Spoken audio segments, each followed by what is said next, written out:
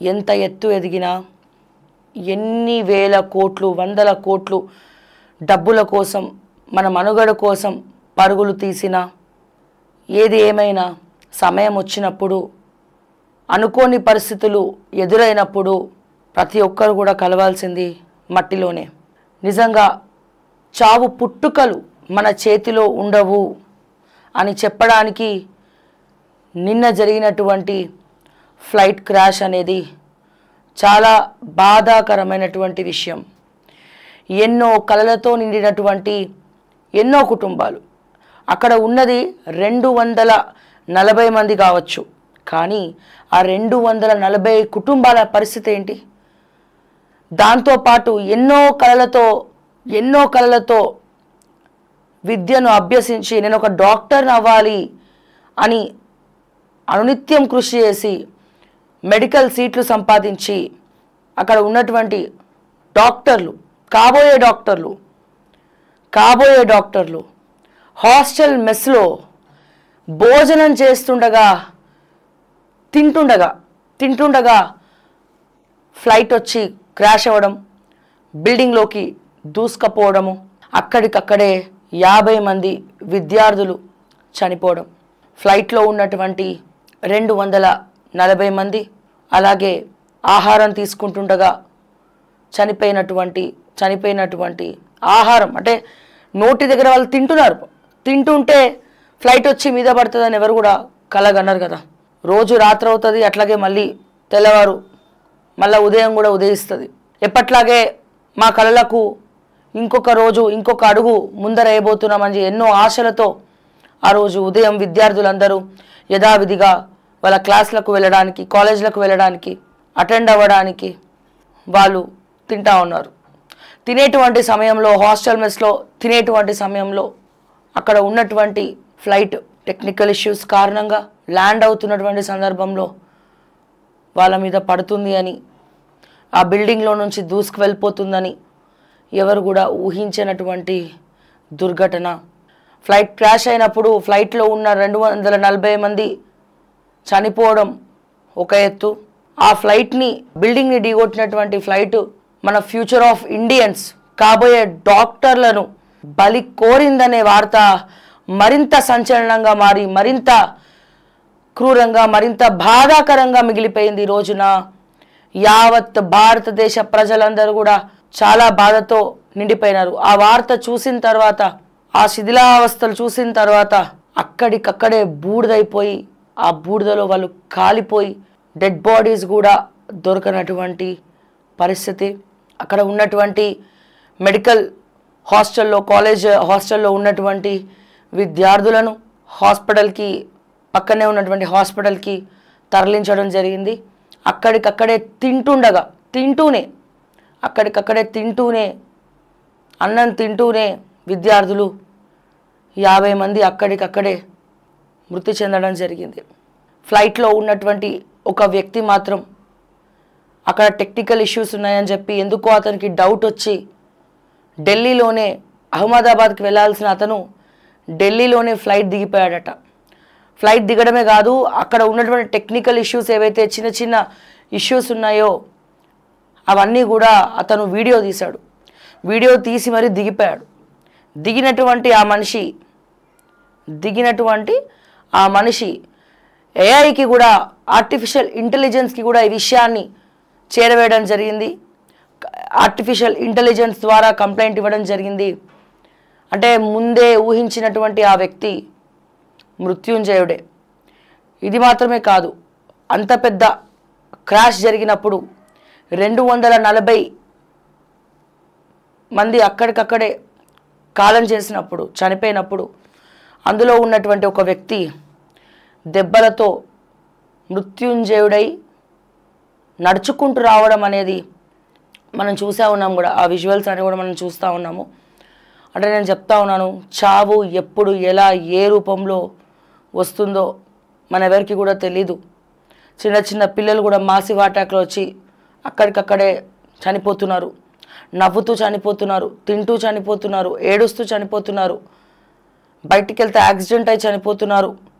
సమయం, టైం అనేది ఎవరికి చుట్టం కాదు. చావు అనేది కూడా చావు కూడా ఎవరితో చావు కూడా అందరితో స్నేహం చేస్తూ ఉంటుంది. అది సమయం వచ్చినప్పుడు అంటే ఇట్లా జరుగుతుందని చెప్పి మనం ఎవరం కూడా ఊహించినటువంటి ఇది ఒక దుర్ఘటన. ఇది పూర్తిగా ఎవరిదైతే ఆ ఫ్లైట్ ఉందో వాళ్ళు బాధ్యత వహించాల్సినటువంటి దుర్ఘటన. టెక్నికల్గా ఏం చెక్ చేసుకోకుండా జనరల్గా ఫ్లైట్ సర్వీస్లు ఇచ్చినప్పుడు అంటే ఫ్లైట్లు మారుతున్నప్పుడు ఒక ఎయిర్పోర్ట్లో దిగినప్పుడు ఒక ఫ్లైట్ టేక్ ఆఫ్ అయ్యే ముందర అక్కడ ఉన్నటువంటి సిబ్బంది ప్రతి ఒక్కరు ఫ్యూయల్ దగ్గర నుంచి టెక్నికల్ ఇష్యూస్ దగ్గర నుంచి ఫ్లైట్లో ఉన్నటువంటి నీట్నెస్ దగ్గర నుంచి ప్రతిదీ కూడా వాళ్ళు చెక్ చేసుకుంటారు కూడా. కొన్ని సందర్భాల్లో మీ ఫ్లైట్ లేట్ అయింది, కొంచెం ఇబ్బందిగా ఉందని అనౌన్స్మెంట్లు కూడా వస్తాయి. కానీ ఇది ఎవరి నెగ్లిజెన్స్? ఇది ఎవరి నెగ్లిజెన్స్? అసలు ఏ రకంగా మాట్లాడాలో కూడా నాకు అర్థం కావట్లేదు. నిన్నటి నుంచి ఆ విజువల్స్ అవన్నీ కూడా చూస్తూ ఉంటే, ఆ వార్తలు చూస్తూ ఉంటే అసలు మాంసపు ముద్దలు, కొన్ని బాడీస్ అయితే మాంసపు ముద్దలుగా మిగిలిపోయినాయి, కొన్ని అయితే సజీవ దహనం అయిపోయింది. ఎవరిది ఏందో కూడా గుర్తుపట్టనటువంటి పరిస్థితి. నిజంగా ఎట్లా అంటే అట్లీస్ట్ లాస్ట్ ప్రిమిసెస్లో డెడ్ బాడీస్ అన్న ఉండాలి అని కోరుకునేటువంటి కుటుంబ సభ్యులు, చిన్నారులు, 13 మంది చిన్నారులు ఉన్నారండి ఫ్లైట్లో. 13 మంది చిన్నారులు. ఎన్నో కలలతో ఒక కుటుంబం లండన్ వెళ్దాం అనుకుంది. ఎన్నో కలలతో ఒక కుటుంబం అప్పుడే అంటే వాళ్ళ హస్బెండ్ ఏమో సాఫ్ట్వేర్ ఇంజనీరు, భార్యనేమో డాక్టరు, 3 పిల్లలు వాళ్ళకి. సో ఎప్పటి నుంచో అంటే కొన్ని సంవత్సరాలుగా అతను లండన్లో జాబ్ చేయాలని చెప్పి కలలు కన్నాడట. పెళ్ళయిన తర్వాత కూడా, పిల్లల్ని కన్న తర్వాత కూడా సాఫ్ట్వేర్ ఇంజనీర్గా ఇండియాలో పనిచేస్తూనే అక్కడ కంపెనీస్కి ట్రై చేస్తున్నాడట.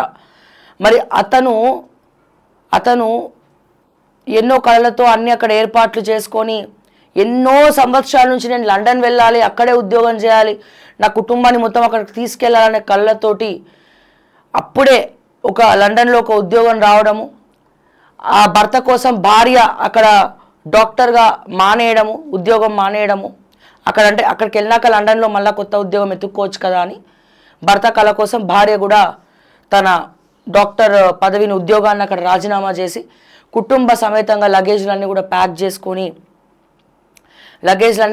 చేసుకొని వాళ్ళు లండన్ బయలుదేరడం జరిగింది. సో ఇప్పుడు ఎక్కినటువంటి ఫ్లైట్ కూడా దానికి సంబంధించినటువంటి ఫ్లైటే. అసలు ఎంత చూడముచ్చటగా ఉందంటే ఆ కుటుంబం, చాలా చూడముచ్చటగా ఉన్నటువంటి ఆ కుటుంబం, మేము వెళ్ళేది లండన్కి కాదు, అనంత లోకాలకు వెళ్ళిపోతున్నామని వాళ్ళు కూడా ఊహించుంటారు. అంతేకాదు మాజీ ముఖ్యమంత్రి గారు కూడా దాంట్లో ఉండడం చాలా బాధాకరమైనటువంటి విషయం. ఒకసారి మనము అది చూసినట్లయితే ఒక్కసారి నేను చెప్పినటువంటి కుటుంబం ఇదేనండి. సో చాలా భర్త సాఫ్ట్వేర్ ఇంజనీర్ అవ్వాలని కలలు కన్నాడు, సాఫ్ట్వేర్ ఇంజనీరే అతను.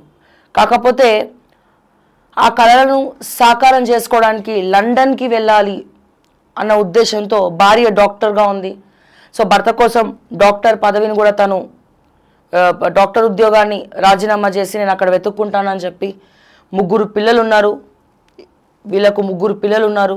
సో ఈ 3 పిల్లలతో సహా అతని సెల్ఫీ కూడా ఆనందంగా, అంటే నేను లండన్ వెళ్ళబోతున్నాను, కొన్ని సంవత్సరాల నుంచి నేను లండన్లో ఉద్యోగం చేయాలని చెప్పి కలలు కంటున్నా, నా కళ ఈ రోజున నెరవేరబోతోంది, కళలు సాకారం అవ్వబోతున్నాయి అని చెప్పి, జనరల్గా ఇప్పుడు నేను వెళ్ళినా ఎవరు వెళ్ళినా ఎక్కడికి వెళ్ళినా ఇప్పుడు నాకు కూడా రీల్స్ చేయడం అలవాటు, ఫొటోస్ దిగడం అలవాటు, ఎక్కడికి వెళ్ళినా నేను ప్రతిదీ అప్డేట్ అవుతూ ఉంటాను. సో అట్లాగే వాళ్ళు కూడా సరదాగా ఫ్లైట్ ఎక్కినామని, లండన్ వెళ్తున్నామని, సో ప్రతి అప్డేట్ కూడా వాళ్ళ సోషల్ మీడియా సాక్షిగా సోషల్ మీడియాలో ఇవ్వడం జరుగుతోంది. అయితే ఇక్కడ మనం చూసినటువంటి విజువల్స్ ఇది వాళ్ళలో ఉన్నటువంటి చివరి నవ్వు, వాళ్ళు తీసుకున్నటువంటి, ఆ కుటుంబ సభ్యులు తీసుకున్నటువంటి చివరి సెల్ఫీ. నేను వెళ్ళేది లండన్కి కాదు అన్న విషయం కూడా ఆయన దృష్టిలో అది లండన్ అయినా ఏం జరుగుతుందో అర్థం కానటువంటి పరిస్థితి, వాళ్ళకి అసలు ఏం జరుగుతుందో అర్థం కానటువంటి పరిస్థితి. అర్థమయ్యే లోపలే అంతా జరిగిపోయింది. చిన్నారులు 13 మంది చిన్నారులు ఉన్నారండి, 2 పసికందులు అంటే 2 బేబీస్ ఉన్నారు, మిగతా వాళ్ళందరూ కొద్దిగా చిన్నారులు ఉన్నారు. సో నిజంగా చాలా బాధాకరమైనటువంటి ఈ అంశం అండి. నిజంగా ఒక్కసారి మనము చూసినట్లయితే Prateek Joshi had been living in London for the past 6 years. A software professional, he had long dreamed of building a better future abroad for his wife and their 3 young children who were staying back in India. Okay, yeah. ఇతను already లండన్లోనే Prateek Joshi అనే person లండన్లోనే ఉద్యోగం చేస్తూ ఉన్నాడు. కానీ వాళ్ళ భార్య పిల్లలు మాత్రము ఇండియాలోనే స్టే చేస్తున్నారు. సో వాళ్ళ కోసం 6 ఏళ్ళ తర్వాత అన్నీ అరేంజ్ చేసుకొని ఇండియా వచ్చి ఈసారి వాళ్ళ భార్య పిల్లల్ని కూడా లండన్కి తీసుకెళ్తున్నటువంటి ఈ సంఘటన. Okay, abroad for his wife and their 3 young children who are staying back in India. After years of planning, paperwork and patience, the dream was finally coming true. Just 2 days ago, his wife, Dr. Komi Vyas, a medical professional, resigned from her job in India. The bags were packed and goodbyes said, the future waiting. This morning, all 5 of them, filled with the hope, excitement and plans, boarded Air India flight 171 to London. Clicked this selfie, sent it to relatives, a one-way journey to begin a new life. But they never made it. The plane crashed. None of them was survived. In a matter of the moments, a lifetime of dreams turned to ash. A brutal reminder, life is terrifyingly fragile. Everything you build, everything you hope for, everything you love, it all hangs by a thread. So while you can live, love and don't wait for happiness to start tomorrow. The Skin Doctor, plane crash, Ahmedabad news, Ahmedabad, India. చాలా బాధాకరమైనటువంటి విషయం. రేపటి కోసమే కాదు, ప్రతి క్షణం గురించి మనం ఆలోచించాలి. ప్రతి క్షణం ఫ్రస్ట్రేషన్, కోపం, ఇబ్బందులు, కుళ్ళు, కుతంత్రాలు ఇవన్నీ కూడా చావు ముందర చాలా చిన్నవి. ఒక మనిషి పడే బాధ, కన్నీళ్ళు ముందర చాలా చిన్నది, చాలా అంటే చాలా చిన్నవి. అందుకే ఈ క్షణాన్ని ఆస్వాదించు. ఎప్పుడు ఏం జరుగుతుందో తెలియనటువంటి ఈ ప్రపంచంలో మనం బతుకుతున్నాం. ఏ క్షణం ఏ రకంగా మారుతుందో తెలియనటువంటి ఈ జీవితంలో మనం బ్రతుకుతున్నాం. దయచేసి ఈ క్షణం ఏ రకంగా బతుకుతున్నాం, మన కుటుంబ సభ్యులతో, మన సన్నిహితులతో, మన ఆశల కోసం, ఆశయాల కోసం ఏ రకంగా బతుకుతున్నాం, ఏ రకంగా బతకబోతున్నాం, ఇవన్నీ కూడా మనం ఆలోచించుకోవాల్సినటువంటి అంశాలు. ఈ చావు కూడా పెళ్లి లాంటిదే బ్రదర్. కానీ ఇలాంటి చావు పెళ్లి లాంటిదా? కాదు, కాకూడదు. కావాలని ఎవరు కూడా కోరుకోరు. కానీ అదే వచ్చినప్పుడు నిస్సాయ స్థితిలో, పరిస్థితులలో మనం ఉన్నప్పుడు ఏం చేయగలుగుతాం? ఎవరు మాత్రం ఏం మాట్లాడగలుగుతాం? అందుకే ప్రతి క్షణాన్ని అణువున ఆస్వాదించండి. కుటుంబ సభ్యులతో ఎంత వీలైతే అంత సమయం స్పెండ్ చేయాలనుకోండి. మనకున్నంతలో పక్కవాడికి సహాయం చేయాలనుకోండి. ప్రకృతి వైఫల్యాలు మన బాధ్యతగా మనం ఏం చేయగలుగుతాం? ఇక్కడ ఉన్నంత, ఈ భూమి మీద ఉన్నంత కాలం, మనం చనిపోయిన తర్వాత మరో తరం అనేది ఇక్కడ బతికే ఉంటుంది. సో ఆ మరో తరం కోసం మనం ఏం చేస్తున్నాము? మన ప్రకృతిని కొద్దిగా ఇస్తున్నామా? మనమే దాన్ని విధ్వంసం చేస్తున్నామా? ఉన్నంతలో ఏ రకంగా సంతోషంగా ఉండాలి? పొద్దున్న లేచినప్పటి నుంచి రాత్రి వరకు భార్యాభర్తలు కొట్లాటలు, పంచాయతీలు, ఫైనాన్షియల్ స్ట్రెస్, ఇబ్బందులు. అక్కడ భార్య అర్థం చేసుకోవాలి, భర్త అర్థం చేసుకోవాలి. ఇద్దరిట్లో ఏ ఒక్కరు అర్థం చేసుకోకపోయినా ఆ బతికే చాలా నరకమైపోతుంది. సో ఇట్లా మొన్నటికి మనం చూసాం. మనం ఎంత దౌర్భాగ్య పరిస్థితి అంటే, ఒక భార్య ఒక అతన్ని ప్రేమించి, ఒక అమ్మాయి అప్పుడే పెళ్లి చేసుకొని 18 రోజులు అవుతూ ఉంది, వేరే ఎవరినో ప్రేమించి వాళ్ళ నాన్నకి గుండె నొప్పి అని చెప్పి అబద్ధం చెప్పి ప్రేమించి వాళ్ళు పెళ్ళికి ముందే ప్లాన్ చేసుకున్నారు.